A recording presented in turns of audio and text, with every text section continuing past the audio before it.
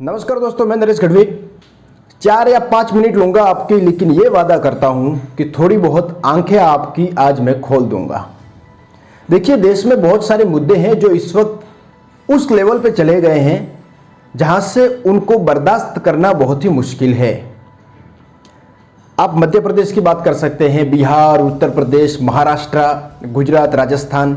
मैं सिलसिलेवार तरीके से बताता हूं आपको। बिहार में हॉस्पिटलों में पानी घुस गया है।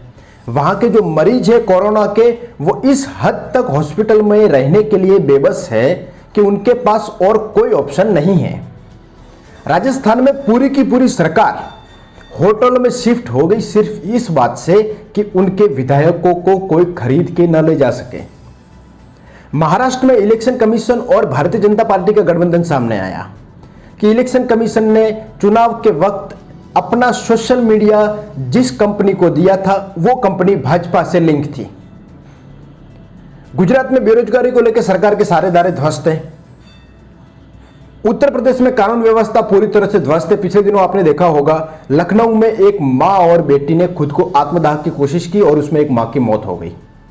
किस तरह से फिरौती मांगी गई 30 लाख रुपए की और एक व्यक्ति को मौत के घाट उतार दिया गया। ढेरों खबरें हैं, लेकिन मीडिया में सन्नाटा पसरा हुआ है। मध्य प्रदेश में इसी तरह से एक किसान को बेरहमी से पीटा गया और उसने पुलिस के सामने कीटनाशक दवा पी ली थी। खबरें बहुत है दिखाने के लिए, लेकिन मीडिया ये मसाला ढूंढता है, मुझे ये समझ में नहीं आता है। क्योंकि देखिए क्या होता है ना, मीडिया को टीआरपी बढ़ानी है। उनको ये मतलब नहीं है कि वो क्या दिखा रहे हैं या फिर क्या दिखाना चाहिए। चाइना और पाकिस्तान से भारत का लेना देना है सिर्फ इतना कि वो हमारे पड़ोसी है। अब चाइना का पानी बंद हो या फिर पाकिस्तान में आग लग जाए, उसके हमें क्या लेना देना है। तो बजाय ये कि पूरा दिन अब चाइना और पाकिस्तान दिखाते रहते हो टीवी पे, कम से कम ये दिखाइए ना कि बिहार में हॉस्पिटलों में पानी घुस रहा है, नीतीश कुमार की सरकार कहां है। आप ये क्यों नहीं दिखाते हो कि राजस्थान में पूरे के पूरे विधायक होटल में शिफ्ट हो गए सिर्फ इस बात से कि उनके विधायक कोई खरीद के नहीं लेके जा सकता, और उसका बिल कौन भरेगा जो होटल में ये डेरा डाल के बैठे रहे 10-10, 15-15 दिन। उसका हिसाब कोई मांगेगा कि नहीं मांगेगा मीडिया में। महाराष्ट्र में भारतीय जनता पार्टी और इलेक्शन कमीशन का गठजोड़ सामने आया, किसी ने ब्रेक ही नहीं की खबर। कोई दिखाने को तैयार नहीं है कि ऐसा भी हो रहा है। और जिस आदमी ने ट्वीट किया वो चिल्ला चिल्ला के बोल रहा है कि मेरे पास प्रूफ है इस बात का। इलेक्शन कमीशन ने अपना सोशल मीडिया अकाउंट एक ऐसी कंपनी को दिया जो कंपनी भारतीय जनता पार्टी से जुड़ी हुई थी। गुजरात में बेरोजगारी को लेकर क्या आलम बने हुए किसी से छुपा हुआ नहीं है। उत्तर प्रदेश की कानून व्यवस्था पूरी तरह से ध्वस्त है, लेकिन बजाय इसके कि ये सब दिखाया जाए, काम की खबर दिखाया जाए। और आज जब मैं ये वीडियो शूट कर रहा हूं, भारत में कोरोना वायरस के 15 लाख से भी ज्यादा केस बन चुके हैं और ये अपने आप में बहुत बड़ा आंकड़ा है। लेकिन बजाय इसके कि ये दिखाए कि गवर्नमेंट की नीति क्या है, भारत सरकार किस ब्लूप्रिंट पे पूरी तरह से कोरोना से लड़ने के लिए आगे बढ़ रही है, वो कोई नहीं दिखा रहा है। और अब मैं आपको मीडिया का चेहरा दिखाता हूं कि हमारी मीडिया हमें क्या दिखाती है। जरा सुनिए आप। आओ विपक्ष तुम्हें बताएं, हल्ला बोल में आपका स्वागत है। दंगल में आज की बहस है चीन का चंदा, सियासत का फंदा। ये आज हम आपको दिखाएंगे लाइव। जी हां, आज के हमारे इस ब्रॉडकास्ट की खास बात यही कि घातक कमांडोज किस तरह से वार करते हैं, ये हम आपको तफसील से दिखाएंगे। तो मैं जो आपको कह रहा था ना कि कश्मीर से पाकिस्तान का पैकअप, या फिर ये नरेंद्र मोदी और गृह मंत्री अमित शाह की नई कश्मीर नीति का एक बड़ा खौफ है। आज इसी पर होगी देश की सबसे बड़ी बहस। पाकिस्तान के पाप को दुनिया के सामने लाना बहुत जरूरी है।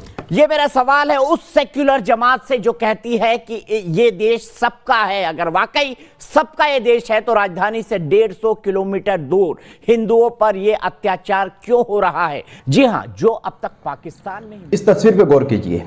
बिहार में एक व्यक्ति ने चिल्ला चिल्ला के बोला कि यहां पे डॉक्टर्स नहीं हैं और दूसरे दिन उस व्यक्ति की मौत हो गई। लेकिन किसी मीडिया में यह खबर नहीं आई कि बिहार की हॉस्पिटलों की व्यवस्था पूरी तरह से नाकाम है। किसी ने भी इस खबर को ब्रेक तक नहीं किया। तो ये मीडिया की भूमिका पे सवाल उठता है कि आप क्या दिखाना चाह रहे हो हमें, आप क्या साबित करना चाहते हो। आप लोकतंत्र का चौथा स्तंभ है हमारी मीडिया, और बजाय इसके कि आप लोकतंत्र को बचाने की कोशिश करो, आप बचाने की कोशिश करते हो उन लोगों की जो सत्ता में बैठे हैं। तो आपकी भूमिका पे सवाल उठे कि ना उठे, मुझे यह बताइए। और फिर हम लोग भी पूरे दिन टीवी देखते रहते हैं पाकिस्तान और चाइना को लेकर और उनकी टीआरपी बढ़ती रहती है। तो आपसे हाथ जोड़ के निवेदन है कि टीवी में अगर चाइना और पाकिस्तान का कुछ आ जाए तो तुरंत चैनल को चेंज कर दीजिएगा और ये देखिएगा कि हमारे देश में उत्तर प्रदेश, बिहार, राजस्थान, मध्य प्रदेश, महाराष्ट्र, गुजरात, वहाँ क्या हो रहा है। एक आधे न्यूज़ चैनल है जो ये सब दिखाते हैं, तो उनको देखिए। और फिर अगर किसी पत्रकार ने ऐसी खबर चला दी तो आप जानते हैं उनके साथ क्या होता है। गौर कीजिए इन चेहरों पे। ये वो बड़े पत्रकार हैं जिनको उनके संस्थान ने नौकरी से बर्खास्त कर दिया किसी ना किसी वजह से, और उस बात के पूरे प्रमाण हैं कि सरकार ने किस तरह से इनको निकालने का काम किया न्यूज़ चैनल के कंपनी से। खैर, आज के इस वीडियो में इतना ही। आपसे यही रिक्वेस्ट कि आप सच्ची खबरें देखेंगे, अच्छी खबरें देखेंगे, बहकावे में ना आए, न्यूज़ चैनल की टीआरपी बढ़ाने में उनको सहयोग कतई ना करें, सिर्फ और सिर्फ उन्हीं खबरों को देखें जो खबर हमारे भारत के लिए सबसे ज़्यादा इंपॉर्टेंट है। चलिए मिलेंगे आपसे किसी नए टॉपिक के साथ एक नए वीडियो में, तब तक के लिए जय हिंद।